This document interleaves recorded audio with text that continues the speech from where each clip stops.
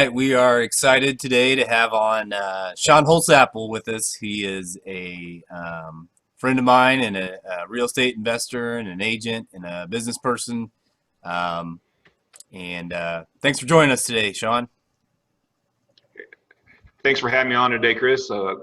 Looking forward to speaking to someone other than family that we're stuck here in the house with. But it's Yeah, been it's interesting times for sure, and I'm glad I could get on and see what we can talk about today. yeah. So you're a guy that I know personally, and has always been one that has been prepared, and whether it's business or personally or even in building your new home that you built a couple years ago, you've always been one to be prepared. So um, obviously, none of us want to be in the situation that we're in right now, but you happen to have seen something like this coming. So maybe tell the audience a little bit about your perspective on that. Sure.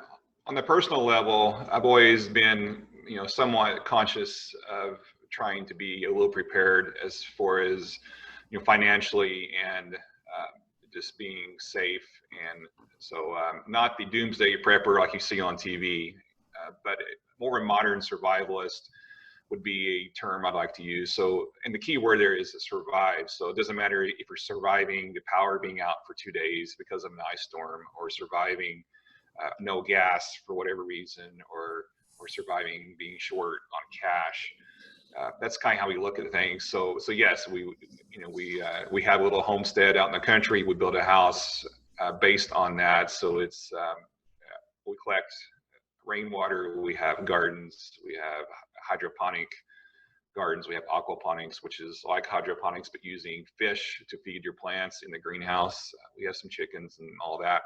So from that aspect, being stuck at home is what we do anyway. When we can be, for the most part, somewhat self-sufficient for a while if we have to be. Then on the financial side of things, more Dave Ramsey-ish, trying to have all the personal debt paid down, which we're always struggling to work with, but that's always there. And then trying to have some reserves, cash reserves, and we try to have 3 to 6 months worth of expenses for home and business, which is a challenge as well. Thank goodness we was in that position, so it's we've been okay so far, but it has affected us a little bit. But that's kind of how we always like to look at things, is having a worst case, not the end of the world, the worst case, but this if there was a disruption for a week or two, or like we are now, 30 days worth, can we still get through that and without being too stressed? Our main thing is safety and health, and that's the first thing that we're after. And then whatever else happens, we try to get through it.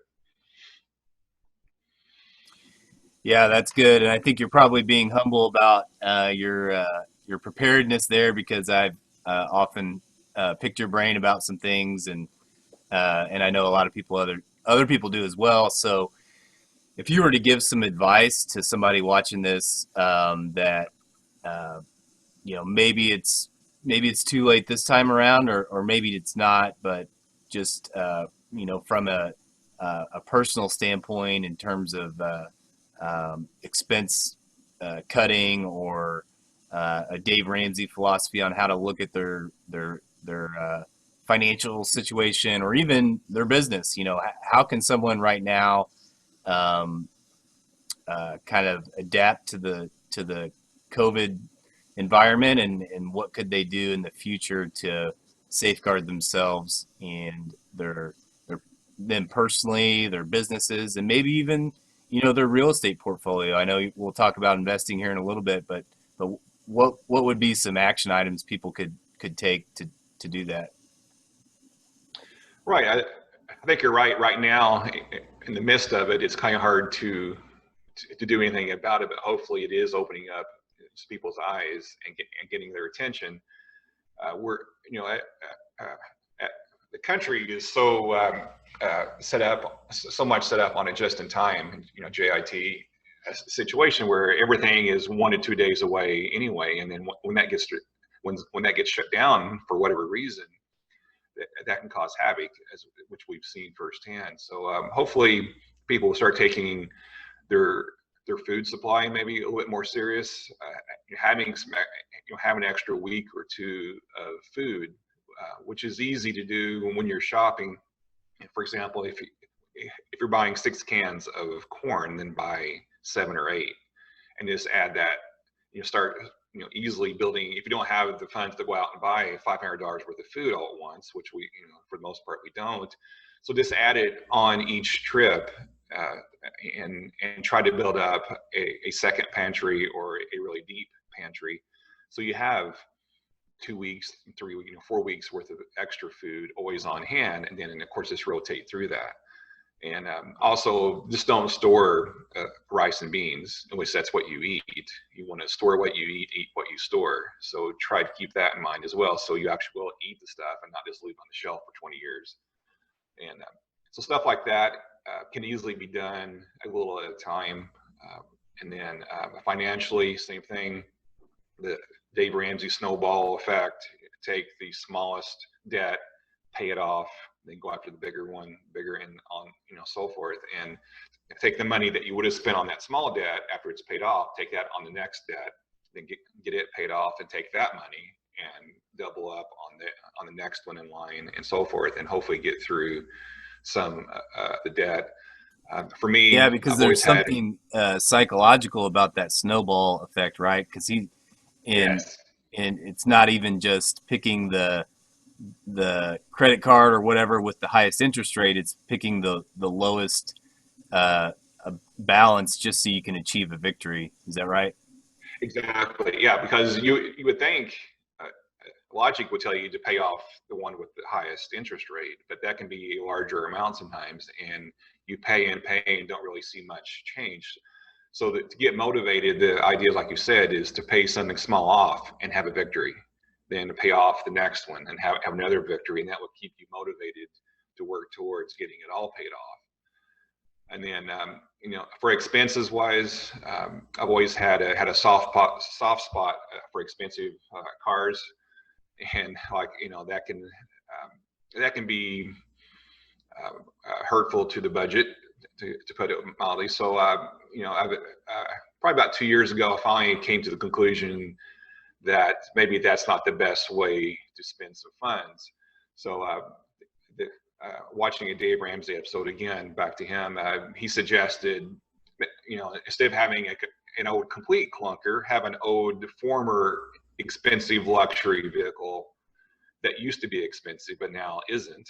And so that's kind of what I've turned towards. So now, instead of having a new Range Rover that was a lot of fun to drive, now I have a 22-year-old Toyota Land Cruiser, which back in the day was very expensive, and it's a heavy built vehicle, and it still has some luxury, and it was dirt cheap, and so and it's fun to drive, and still gets me around where I need to be. And so stuff like that is a way to kind of have something nice, but not so without paying the price for it, I guess, is kind of. So that's something to think about. A lot of people think that a cheap vehicle has to be a complete cheap vehicle, but if you look around, you can find some nice older vehicles that when they were new were very expensive and very nice, and now they're very affordable and still get you around, like, without having to be in a complete clunker. So you make some really good points in there, and I think there's a lot of great advice in that, and knowing that it takes a little bit to get to change your lifestyle to prepare for things like that, and it doesn't have to be all at once. I know right now it may be too late to restock. Well, it may not be too late to restock a food supply, but it's certainly too late to stock up on toilet paper. But how about business? Looking at it from a business standpoint, do you recommend having those same safeguards in place for expenses, and constantly looking at them and reviewing it, looking for 10% to cut a quarter, or what's your perspective on for somebody that's a business owner right now? Yes, that's a whole nother animal, but it's kind of the same aspect as far as the end result is to have some cash reserves. And I always had trouble with that because I was always a fan of the book Rich Dad Poor Dad, and in there, and then seeing the author, which is Robert Kiyosaki, seeing him speak a few times live. One of his quotes that was always my favorite: "That cash is trash." So his idea was cash in the bank isn't any good, so it should be working for you. And well, if you have all your cash tied up in assets that are working or not, but then when it comes to something that where you need some cash, it's hard to be liquid to get that cash out. So the last year or two, I've been kind of working on building up a little bit of a cash reserve, actual cash, and seeing it in the account sitting there drawing a whopping 0.5% really makes you cringe. But and times like this, it's nice to have that too. So personally, we try to be on the low side, 2 to 3 months worth uh, of household expenses set aside, and then on a business the same, 2 or 3 months as a minimum, just to have that cushion. So if something like what's happening now did happen, we could survive 2 or 3 months if we had to. It would be skinny, but we could get through it without too much disruption. And so that's we've been working on that for a while. So we was already, for the most part, set up okay on that. And so it's been nice not have to worry too much. We still have to worry about the business, of course. I think for people that are in business right now, it's a wake up call that it's easy to get fat and sassy when things are great because the cash is coming in. And I've been through several of these cycles over my career as a businessman, and I fall victim to that as well. When things are great, cash is just flowing in and out. It's like whatever, just buy it. It's not great, like, well, where'd all that money go? And so it can be a difficult time. So trying to always keep that in the back of your mind,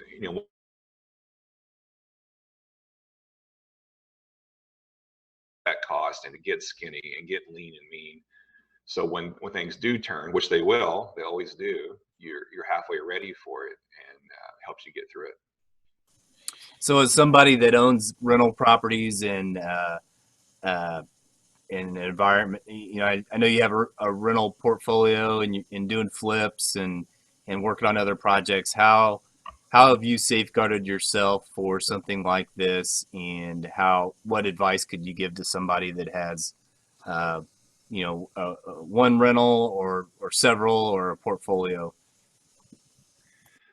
For the most part, if just having some cash reserves, like we just said, is great. But also working with your resident. We call our tenants residents because they're usually with us a long time. So we try to treat them the best we can.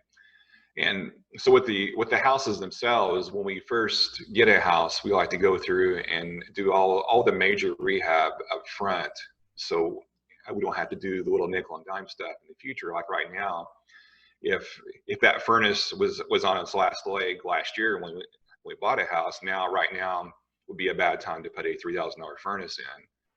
So we try to do all that up front early, and then also keep in contact with our residents, which we have been. When this first started, we helped them reach out to the local trustee in their county. We help them reach out to charities and churches. We have a list for each county we send out to our residents that are in need, trying to help them find ways to still pay their rent, because at the end of the day, that rent goes towards the mortgage that we have with the bank, of course, and so it all flows. So if there's no rent coming in, there's no money to pay the mortgage, and if there's no money to pay the mortgage, the house is taken back, it's sold at a sheriff's sale, and then the resident is without a house, and we're bankrupt. So we try to keep ahead of that. Sorry about that noise there. Quarantine problem, right? Yeah, My water softener has been refilling, so. I that's our driveway alarm. We have a really long driveway, so when someone comes in, it rings. So yeah, just working with people, treating them like a person, and so we've been working on that. We always have been like that, but here in the last 30 to 60 days, working really hard to keep ahead of that as well. So what I hear you saying that a lot of these problems can be avoided or at least safeguarded against when you first buy a property. So you're setting up expectations with the tenants up front.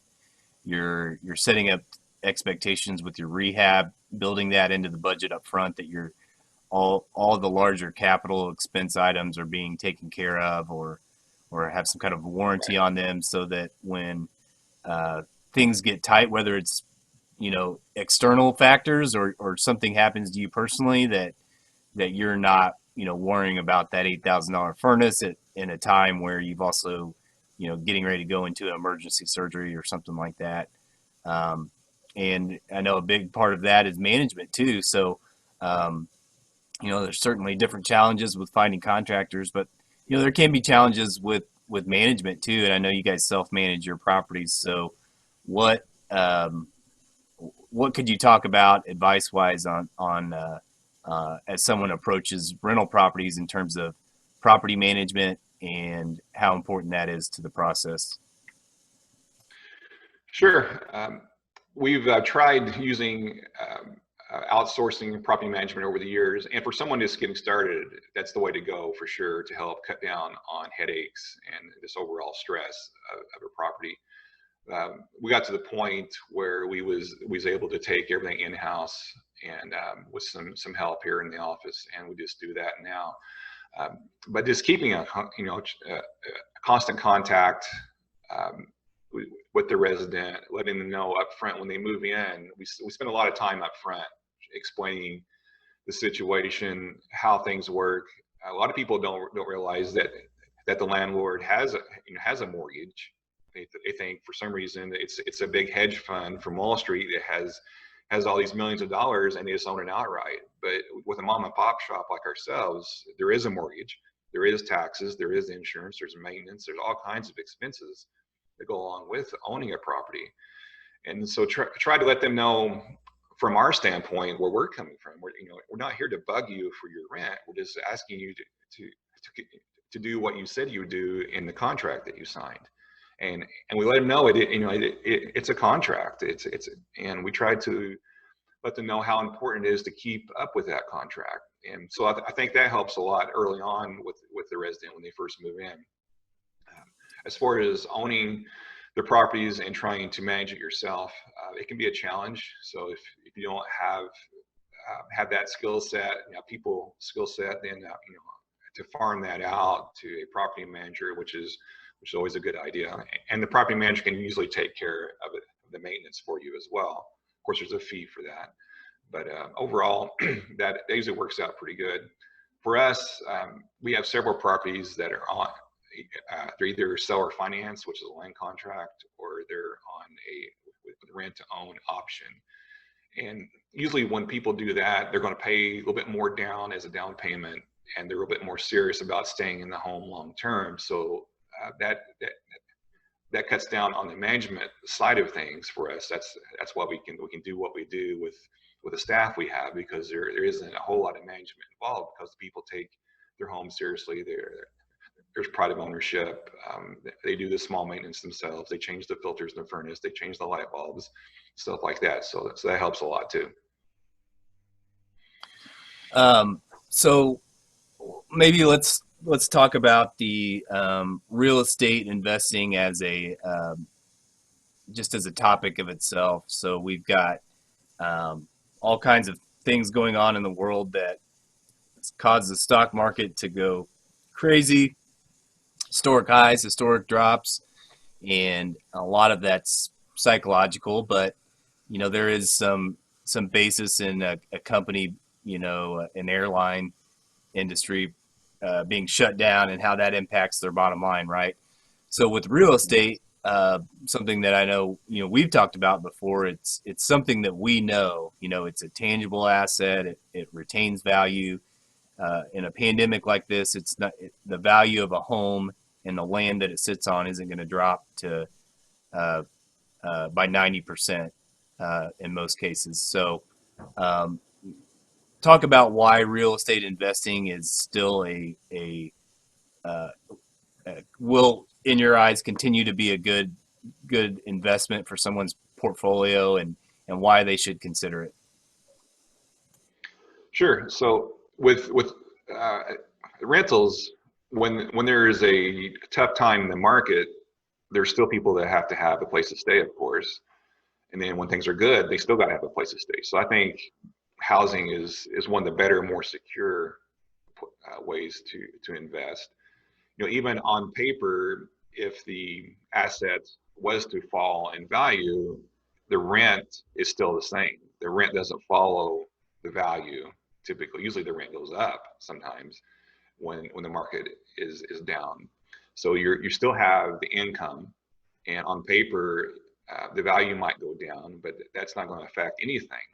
Versus if you're trying to flip a house and you was, you know, if you had a house that you thought was worth 300,000 and you're just about, you know, finished with the rehab, and all of a sudden the market tanks and now that house is worth 225. Well, you're stuck with a house that you're in upside down on.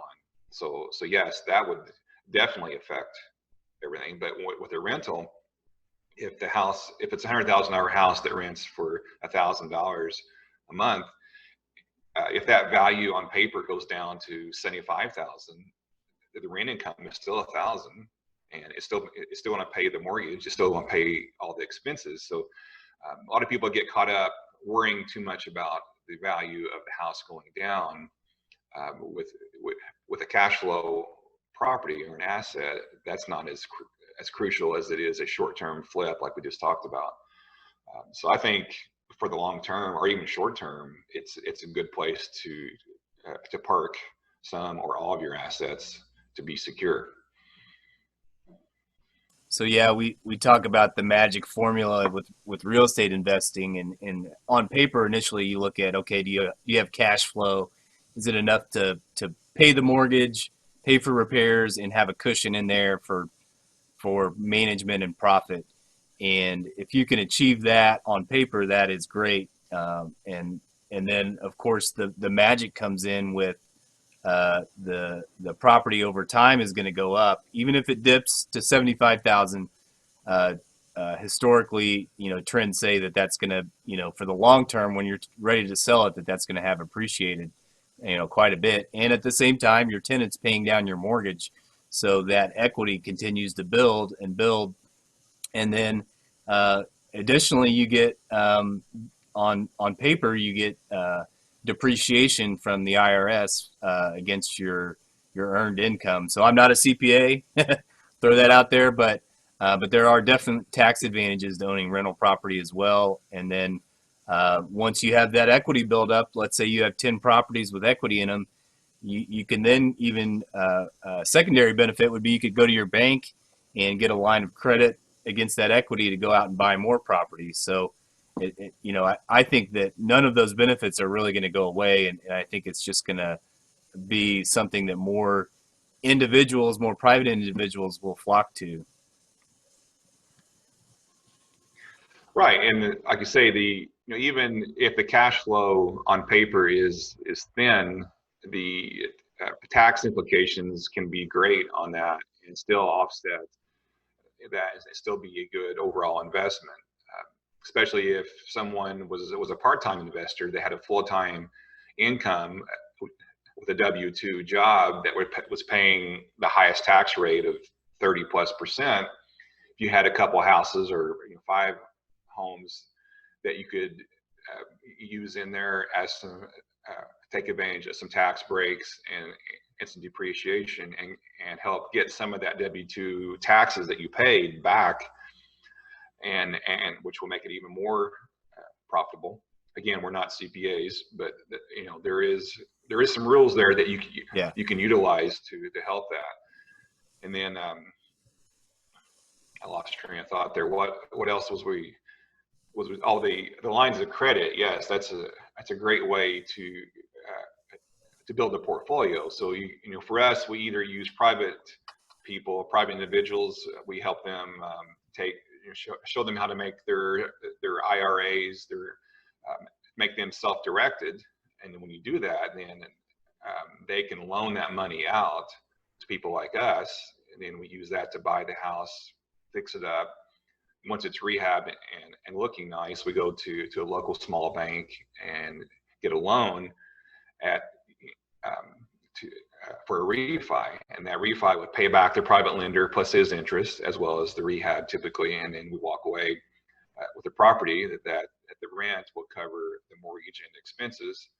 And like I say, if you had 10 of those, and in 10 to 15 years those are all paid for, then all of a sudden when that mortgage goes away, the cash flow goes up a lot, obviously. And then usually someone, if you're semi-retired, you could live fairly decently off of 10 to 15 homes as a part-time income, and without a whole lot of work, or sell the homes off in a few years as when the market goes back up, take advantage of the capital gains and just move on. Yeah, it becomes truly a passive investment at that time, and you can choose to, if you've self-managed all the way through, that at that point you can choose to put management in place and really be hands off. One thing you talked about, which is a really good point that I know you're active in, is helping people that have funds in an IRA that want to be invested in real estate, but maybe aren't doing it themselves, or maybe they just want to move some of those IRA funds into real estate. And so you coach them through the process of converting to a self-directed IRA and actually using those funds to become the bank themselves to lend money to an investor like yourself to do a project, and they become a first position lien holder and get a rate of return that would exceed what they would get on the stock market. I don't know if I described that completely accurately, but anything you would add to the benefits of that? Yes, that's pretty accurate. And for the most part, someone that never has even heard of self-directed IRA, that they can usually cross their arms, step back, like, well, you can't do that, or why would you want to go into real estate? Stocks where it's at. And then story I always heard and I like to tell is if you walk into a bank, because we know the bankers are the most tightest penny pinching people there are. If you walk into a bank and ask Mr. Banker, I want to buy 1,000 shares of Apple and I want you to partner with me, what's his answer? It's going to be no, because it's a stock market. But if you walk in that same banker and say, I want to buy a little house to rent out, I want you to partner with me. He's like, sure, if you got 15, 20% down, we'll be glad to do that. Then my question back to the person that's not sure about is like, okay, if the most penny pinching people on the planet won't touch the stock market, why are you? Why is that your main focus? Not to say there's opportunity there, but why not be in something that's more steady and that that they're not making any more dirt. And so having an asset and sitting there that's generating some cash flow, it's getting some appreciation, you're utilizing some tax breaks, all that within your IRA. So instead of making 4 or 5% in the market, or 10% like it's been for a while, why not have a steady 10% over the years without having to worry about it dropping and falling off? And for ownership, or if someone has some funds they want to invest but doesn't know how to do it, or doesn't want to deal with renters and toilets and all that, you could just be a lender, like you said, to and there's short and long-term opportunities. The short term would be like what we just talked about, is we buy it, fix it up, get a refi, cash out the lender in 2 to 4 months typically turnaround. So that's a quick and easy. The other one would be more of a long-term partnership, where maybe they're just a silent partner, where they're a third or a half owner, but they don't have to worry about any of the day-to-day operations. So their funds are in the property, and for a longer term, 2 to 5 years maybe, and then they can enjoy the cash flow, they can enjoy the upside on the equity, and without having to worry about the day-to-day operations. So that works out well for everybody too. Yeah, and I think as there'll be some real estate agents that are watching this video too. I think from just somebody in the industry, whether it's a loan officer or an appraiser, being able to utilize the knowledge and the tools that we have to invest personally is a big thing, because retirement accounts for independent contractors don't, necessarily aren't widespread. So the ability to use those tools to invest personally, whether it's through some of the strategies we just talked about, or joint ventures, or private lending. Maybe you have a SEP IRA set up, or an IRA from a corporate job, or your spouse has an IRA.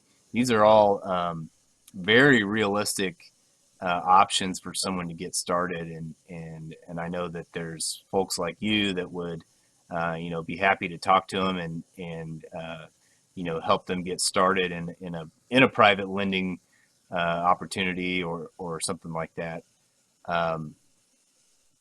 So one other thing that I wanted to talk about was investing in the real estate investing right now, and then further out. So this pandemic occurred, and certainly we're not here to make light of it, or even really not even be excited that it happened. But it has happened, and what we're going to see is, some impacts. The last time we had a crash, it was based on cracks in the financial system and loose mortgages and housing problems with the housing market. This time it wasn't, and the housing industry will be impacted by it, and whether it's short term or long term. And so, from an investor's viewpoint, that impact potentially on pricing, or maybe flushing out some of your competition. From an investing standpoint, what opportunities do you see coming up, just from a general viewpoint, and what should people be looking at as they maybe rethink their positions in the stock market, and potentially enter into the world of real estate investing? Well, that's a tough one, of course. It's all over the map. I've been on several webinars and calls in the last couple of weeks, and it's from one extreme to the other. So we try to just kind of pull it all together as a general overall view. Like you said, typically there's going to be some dip. I don't know how big of a dip it's going to be. I don't think it's going to be as big as '08, but there's going to be some people that were on the verge of having problems anyway before this, and either to lost job or lost business. There's a lot of small businesses that are just going out and they won't come back. So that real estate involved with those people might end up on the market as a discount. So there's an opportunity there to potentially step in and either help them people out before they lose it all. There's investors like ourselves as well that go in and can catch something before it's foreclosed on, save the credit of the homeowner, as well as pick up a property that we can offer to someone else that needs a home. And so there is opportunity there. How big? It's hard to say, but if a person had some cash, say if you just cashed out of the market, which we're seeing a lot of people doing right now, and is putting it into a cash account, maybe that's a time to take some of that and open it up as a self-directed IRA, or if you already have IRA funds, talk to someone about getting it self-directed. And then you have an opportunity to step in and partner with someone. I'd recommend doing a partnership first, just to dip your toe in. I wouldn't jump in right out of the gate without a whole lot of experience. I did that on my own, and a learning curve was very steep and painful, to put it lightly. So if you had a partner for the first 1 or 2 projects to kind of walk you through sharing some of the experiences and some of the funds, and then if you wanted to step out on your own. But we see a lot of people that with the self-directed IRAs, they're happy just just writing a check and getting their interest payment, or getting a portion of the deal, and then it's hands off, and they're making 3 to 5%, 3 to 5 times more than they would at a local bank, and they're making as much, if not more, they would on the market without the stress. So that's something to think about as well. Yeah, that's really good. I think if anything, we can encourage people to, right now, especially to gain knowledge. So if it's something they have interest in, there's plenty of content out there. Continue to follow the business news, the economy news, but also hear what local real estate professionals are saying. Real estate brokers, investors, mortgage professionals, economists. I think bringing that all together, and because if you go into real estate investing, you're going to need a team, and I think you would advocate for that as well. That you're going to have various roles that you rely on, from property management to construction, CPA, legal advice, real estate professional advice that are going to help you through that process. So maybe starting to build your team, certainly building your knowledge base right now would be some great action items to do that. Before we maybe wrap it up, I think I know you've got a house that, as a self-described survivalist, is pretty interesting. Would you be able to describe for us a little bit about your abode that you put together down there on the far south side? Sure. So we're in Brown County, just where Brown County meets Johnson County. So we're not extremely hilly yet, like most of Brown County. So we got several acres of woods and some pasture. We have a pond. The house itself, the whole concept was to be similar to a net zero type home. Net zero means basically that the home will zero out at the end of the year for utilities. And the way to do that is typically through the construction techniques that we use to make the utility bill very low. So from really heavily insulated walls, the walls are 8 inches thick versus the typical 6. Super insulated windows. There's some other techniques like the framing, for example. The studs are 24 inches on center versus 16. The reason being, wood is a bad insulator, so it will give up its thermal energy really quickly. So the more wood in the walls, the less insulation you can have, and therefore the lower the R value would be. So we by spacing them farther apart, we get less wood in the walls with more insulation. And so little things like that, it doesn't affect the structure of the home at all. It still just is sound and strong. Things like that. Then with the net zero thing, back to getting the utility bill to zero, the way you would do that also is through solar to offset your expenses. So through the summer, you have some extra energy that you're producing, you sell back to the grid, and that goes on as a credit. And in the winter, on the cloudy days and stuff, when you're not producing as much energy, you're using that credit up. So at the end of the day, at the end of the year, ideally you'd have a zero net bill. So between the extra energy you produced, as well as the energy you produce on site, you use every day, to what you have to pull from the grid, hopefully that would be zero is the idea. So we're not to that point yet. We're still working on the solar side of things. The house is built. We have 100% LED lights. The light switches are automated. So if you was to leave a light on, it'll go off on its own. They're on dimmers, so the energy load is very low on that.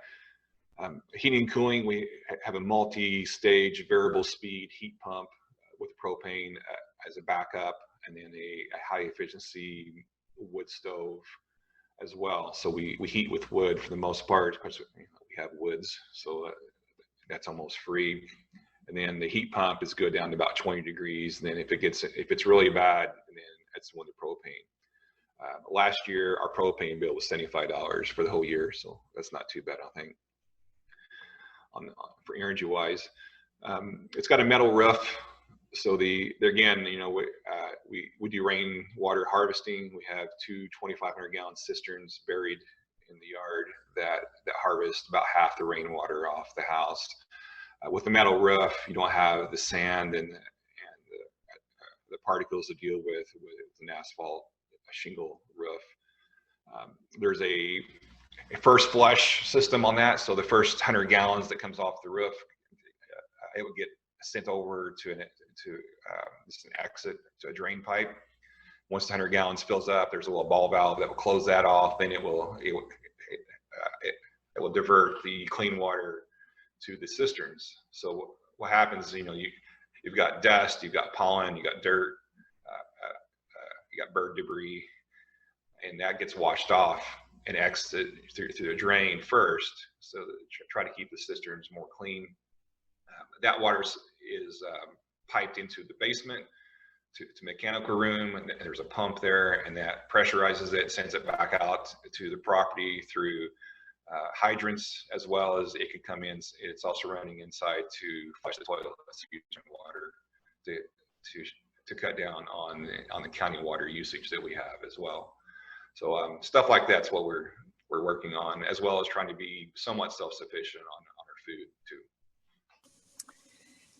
And I think you got to go too, but one thing that I thought was really interesting was so in this effort to move to the country for from your family and just environment was to move towards self-sufficiency, and you described a lot of that. One of the things you have is a garden, or you had at the previously was a garden that used fish for fertilizer. Do you still have that? Yes, that's the aquaponics system. So it's like hydroponics.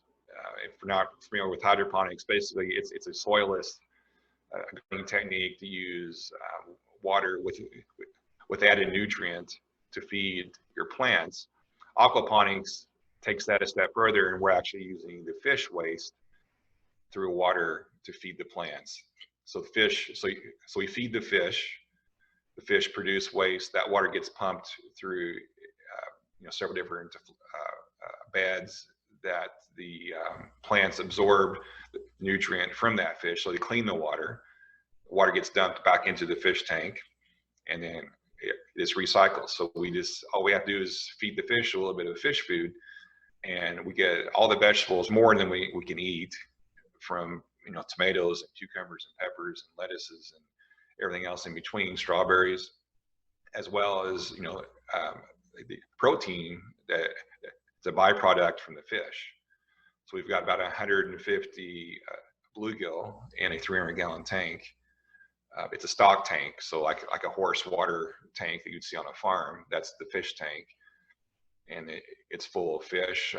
The fish they're 4 to 6 inches big right now. So probably by the end of this season, some of them will be big enough to harvest if we wanted some fresh fish, as well as the fresh vegetables. And that's in a little greenhouse, and so we keep the bugs out of there, and helps extend the growing season into the late fall, and works out pretty good.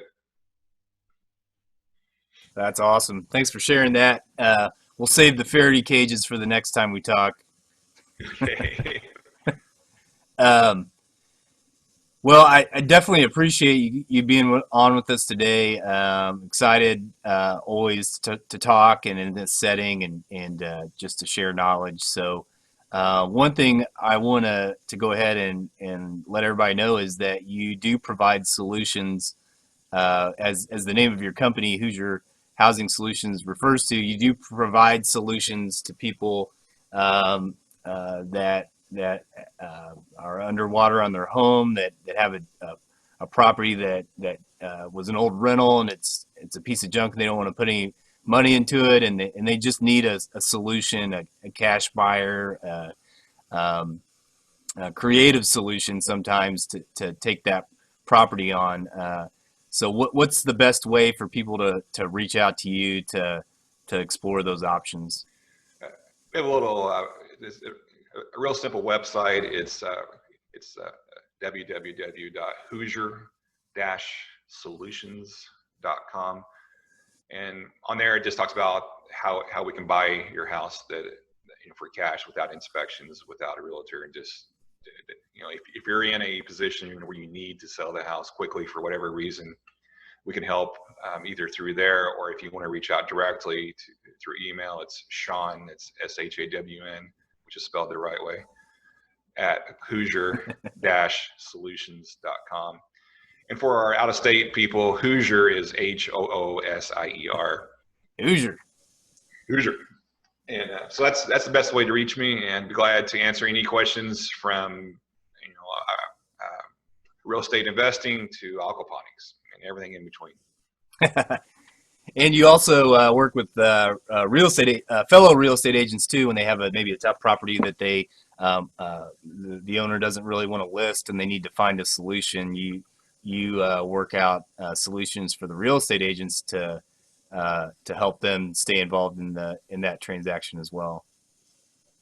Yes, absolutely. That's one thing that a lot of agents that only deal with everyday retail type transactions aren't aware of the tool chest of things that I have available that can be very creative and still get the homeowner out from under a property that's a problem, get the agent paid, and get everybody happy, and still get it all done. So creative transactions, or transaction coordinator, is what I specialize in, and for sure. So if you have a house that someone's called on and they want to list it, but they can't because it's either upside down on what it's worth and it's going to need a lot of work, even that, there's still an opportunity there for us to step in and usually take care of that for somebody. Awesome. Well, Shawn, I appreciate your time today, and look forward to talking to you again soon. Great. Thanks for having me.